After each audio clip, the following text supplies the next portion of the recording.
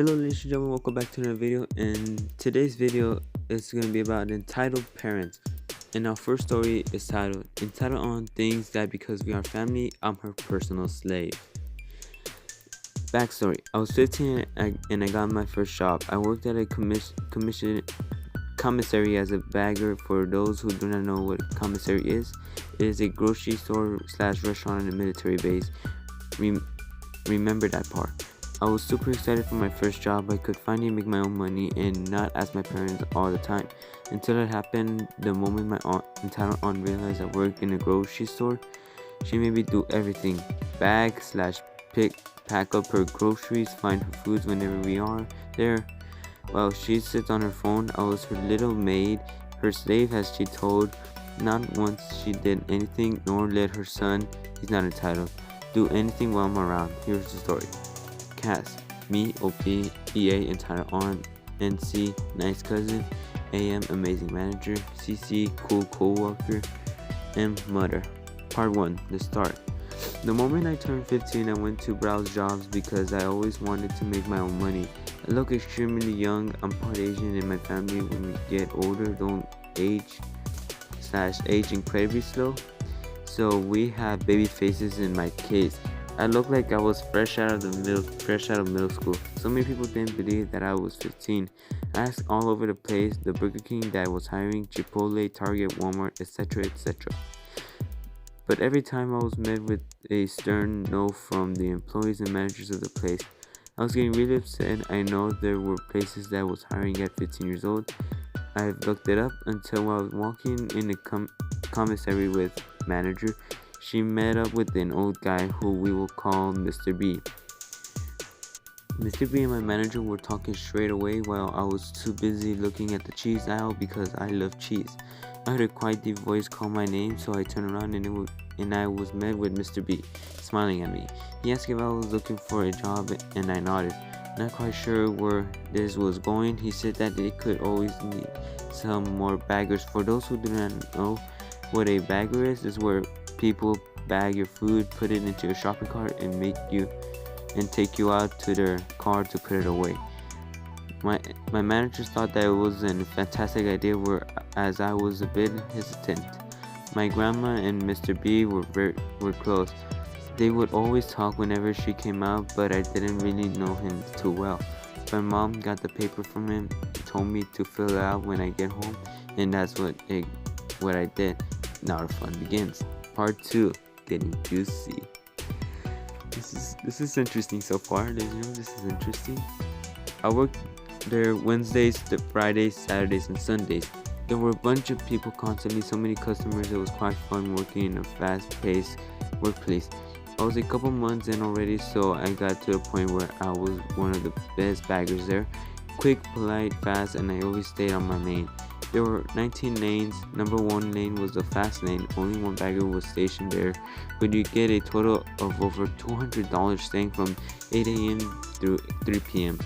That's actually not that bad for me. Well, I mean, it's for a teenager. As a bagger, you worked in groups of 3. I worked with older teenagers, but we were all cool. We worked on a rotation, so whenever we get tipped, we won't be confused on who gets the money. Baggers work only for tips, but most of the days we made well over $100 of tips. If the days were bad or slow, we would make only about $50 or so. I made my fair share of quite mean people, but I didn't care at all. I knew the commissary like the back of my own hand. I knew where everything was, and I was always quick to get in. Lots of people relied on me, and I liked it. I don't like it when people rely on me, to be honest. It just feels weird, and sometimes it gets a bit frustrating. At some points, it depends. Mini story. I was working my shift with 2 people who I'll call Mikey and Melody. Mikey was always the jokester, trying to distract me from my work, but he was efficient as me when it comes to people and bagging. The times where customers came in with carts filled of the brim with food, we were excited yet dreading it because usually we would get such a good tip from it, sometimes $20, but other times a sweet $100 tip. A young woman was behind the elderly grandma. We will call her SG for sweet grandma. Sweet grandma was very polite, laughing and smiling at me because it was my turn, and I was very polite towards her. We joked a lot. We asked them paper or plastic, and whenever we get the answer as paper, we'll be seating because it would take too long to open it, double pack it, and just it was crazy. And sometimes people would bring in their own bags for us to put it in, like when that Sweet Grandma did. The young woman behind Sweet Grandma was groaning and sighing, tapping her foot and glaring at Sweet Grandma as if Sweet Grandma spoiled her favorite cookies. We would help them to their car as stated, pushing the cart and either slowing down for the customers if they were old or catching up with them. If they were more mobile, the moment I grabbed Sweet Grandma's cart, which was kind of packed, the young woman winded her eyes and the conversation followed. YW for young woman. Oh my god, hurry up. Me putting on my polite face. Ma'am, she is elderly, don't worry. Melody will be serving you soon. She looks new. I don't want a slow new person doing the job. I want you. I'm busy, as you can see. I gestured to Sweet Grandma, who was politely waiting for me. Paper or plastic? No, I want. Mikey cuts her off with a sharp already wheeling Sweet Grandma and her cart of groceries away. Good luck, Melody and Mikey. In the end, I got an amazing tip and a butterscotch candy from the grandma, while Melody and Mikey were stuck with her. Not sorry. Same, I would not be sorry. I would get out of there as fast as possible. I hate people that are like that in grocery stores, and I've encountered a few of them, and they're just jerks. Back to the real story. Part 3. A challenger approaches. I was doing a normal shift. I was on lane 18, which was one of the best lanes to be on. The lanes 16 and up were always the best spots for baggers since more people came through rather than the other numbers, which were further down the line. I was working with Melody and a new guy, but he learned fast. Cool. I forgot.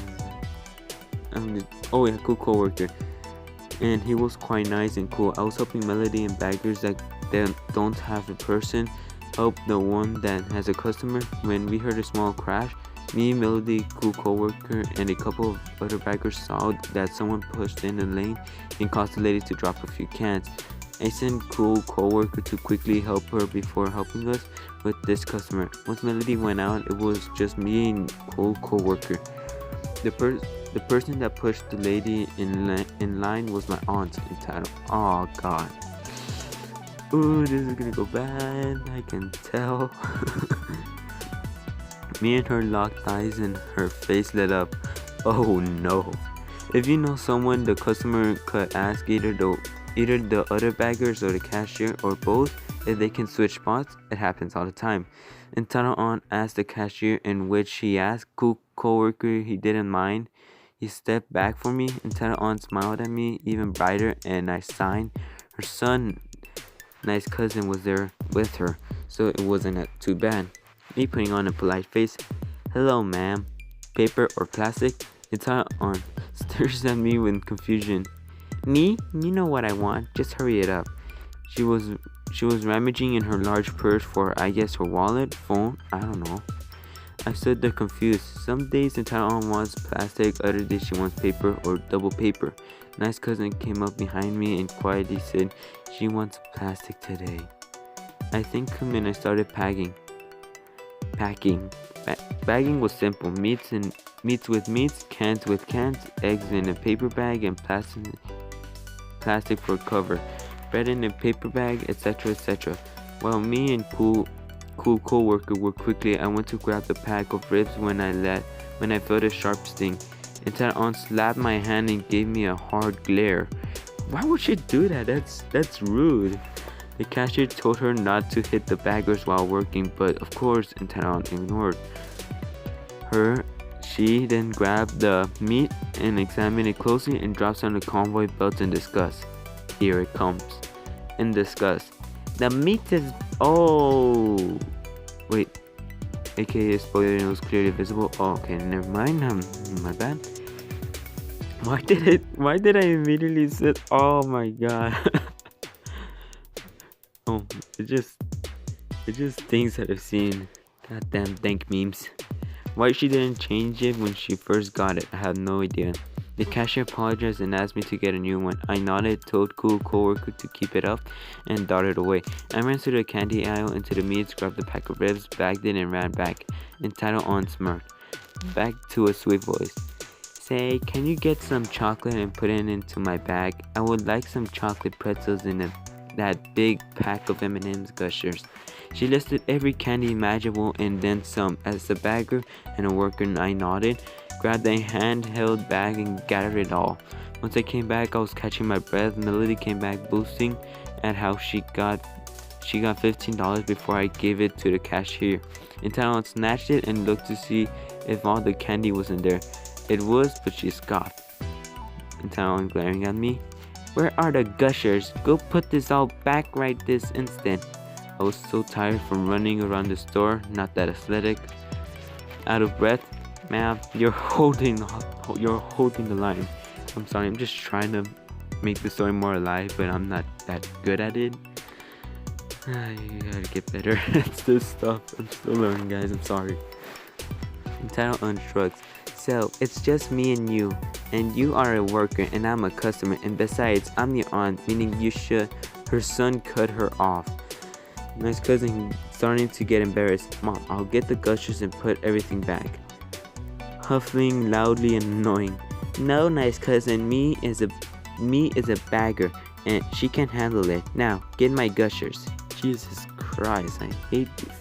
Oh, it just makes me want to punch something now. Because I've seen those people and I hate them so much.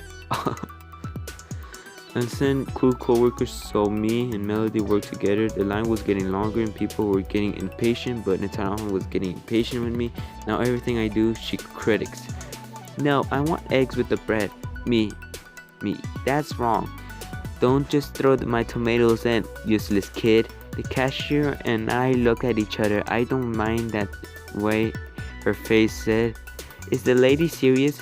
This wasn't even her full fury. Finally, we packed everything. Nice cousin grabbed the card, but his mother grabbed his arm and yanked him. Glaring at nice cousin. No, me is a bagger. Now come along. I didn't argue. I grabbed the card and went out. The air was cold and it felt nice, but the heat radiating off the entire arm was getting hotter by the second. Then it happened. Now since you got my card, come home with us. I looked at her as if she was stupid. She's kidding, right? If you're in the middle of a job, you cannot instantly just leave. That does not work. If you just leave, you get in trouble and maybe lose your job. Me, dumb about it. Entitled on, I can't do that. I still have over 5 hours of work. There are others in need. I can't just leave. Entitled on, rolling her eyes. Yeah, sure. Oh, we are here. Put everything in a bag. I did. The trunk of her car was filthy and made me so sick. As a bagger, I've seen many types of trunks, but Entitled On's was the worst. I was placing it all in as Entitled On hovered over my shoulder. Nice cousin was on standby the moment I grabbed the eggs. When I placed them down, I felt a stinging pain on my hand. Entitled On slapped me. Oh my god. Okay, if I get slapped by my aunt for no absolute reason more than twice, I would slap her back. I do not care. I would slap her back. Me, confused and shocked. Ow. What the hell was that for? Until on starting to growl at me. 1, don't curse at your family. That's not a curse word. The curse word is the F word, S word, A word. I have many other words in my head.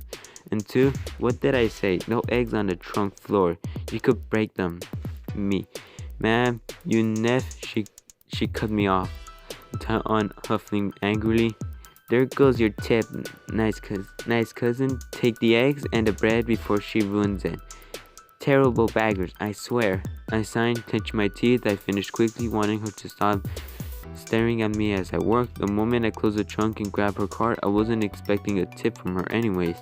When I felt a pain on my back of my hand, she hit me yet again on the back of my head. This time I was at my tipping point. I had a short fuse and I don't tolerate with bullies whenever you are my boss, friend, or coworker. Same with me, man. Same with me. Me, infuriated and starting to turn red. Don't hit me again, you. I'm not gonna say it. I'm gonna say poo. I'm doing my job. Turn on. What? It's odd.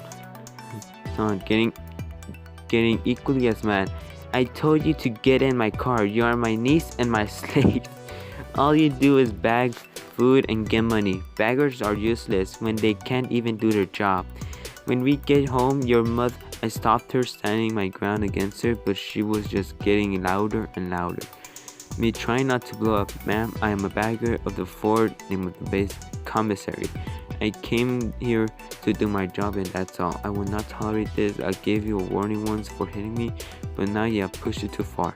She tried to cut in, but I sharply snared at her, feeling my blood boiled until I was like this with everyone and I have enough of it. I am getting my manager and the police for assaulting a worker. Now good day. I went back fuming and read Entitled On and cool cousin were actually waiting for me outside. I went up to them trying to put on my best smiling face. Cool cousin very understanding. It's okay, don't put on a fake smile. I came out there with Entitled On because you were taking too long getting back. The camera on the outside of the building caught everything. The argument, her hitting you. He trailed off looking at her at our Entitled On. That's very understanding, and since he was like my grandma's and manager's good friend, he looked at me with a kind expression but was talking kind of stern. Entitled On. I heard everything you wait, no. Why am I forgetting? What was it? Also manager, yeah. I heard everything. You shouldn't have cursed at them, but it was all caught in camera. I called the police because I later found out from other baggers she has been hitting them for a while now, mostly to our new workers. I'm sorry about it. Me, pleasantly surprised. Oh, no worries. Thank you, awesome manager. Awesome manager patting my shoulder. You are a great worker and you stood up for yourself. I'll tell your manager the truth if Entitled On decided to spread lies about you. Okay, I'm confused now. I forgot more into the story, but I forgot the characters. So, thanks. I took cool coworker and playfully pushed him. We should get back at our job. We shouldn't have kept Melody for so long. And here I am. No worries. 2 other coworkers are in for you and for a cool coworker. Me go on lunch break and cool coworker tell Melody she can go on her lunch break, and we all went inside. In the end, it was a good day. I made well over $100 in tips. The tax we had was every hour we worked, $1 was taken, but I still made a lot. I got picked up from my job by my father, who I told him what happened. He was proud of me for standing up to Entitled On and turning her off because someone needed to. He got me a Crunch Bar and a huge orange Gatorade, my favorite. I'm sorry for the story for being so long. To this day, I still respect baggers because it was my first ever job and where I got my own money. So every time someone bagged my groceries, I would tip them a bit extra. Once I quit the job, some cashiers still recognized me and were very happy. My awesome manager was still there, and so was cool co-worker and Melody. It was a good time. I made a bunch of other memories, both good and bad. I'm sorry for the typos. Thank you for reading my story. This is a pretty good story and I enjoy it so much, man. This is really good and one of the best I've read, literally. I'm sorry if I was getting mixed up with the characters because I was way into the story, way into it.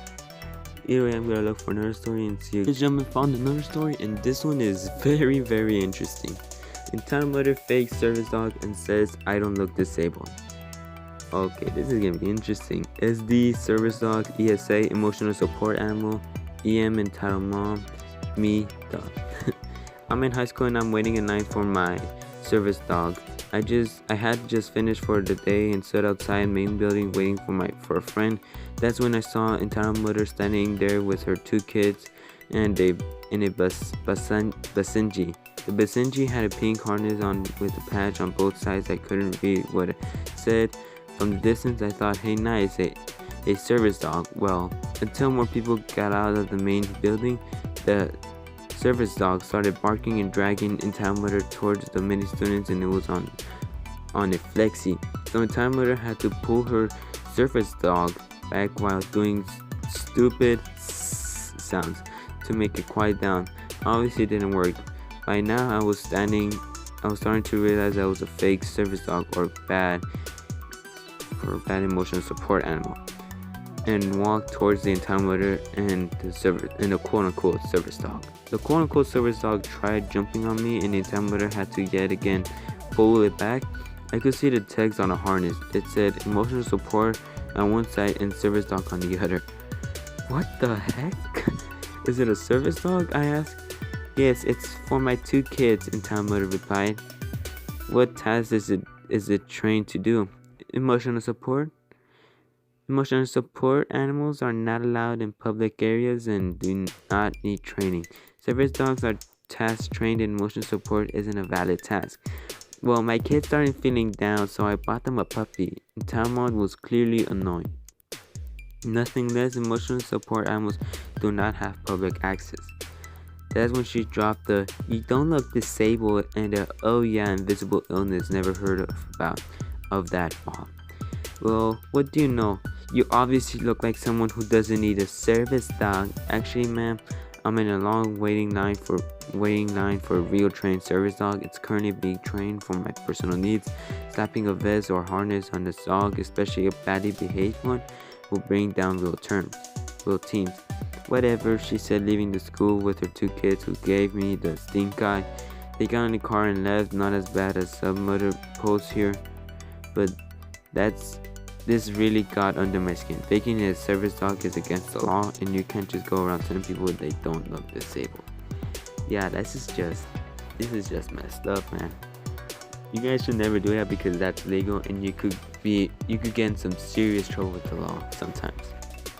Well, ladies and gentlemen, Macaulay here. Thank you so much for watching this video. Hope you guys enjoy, and I'm working on some pretty interesting videos. And also, I'm working on Call of Duty Modern Warfare insane weapon customization. I got a lot of them. I got already the Brecci, El Borracho, M16, I'm pretty sure, and also the Boss G shotgun version in the 725. I cannot wait to post those videos, but right now I'm kind of busy, and also I'm working on editing them. I cannot wait to post them, and plus I'm gonna make some merch out of it. I'm gonna take the pictures of the weapon and just label the attachments.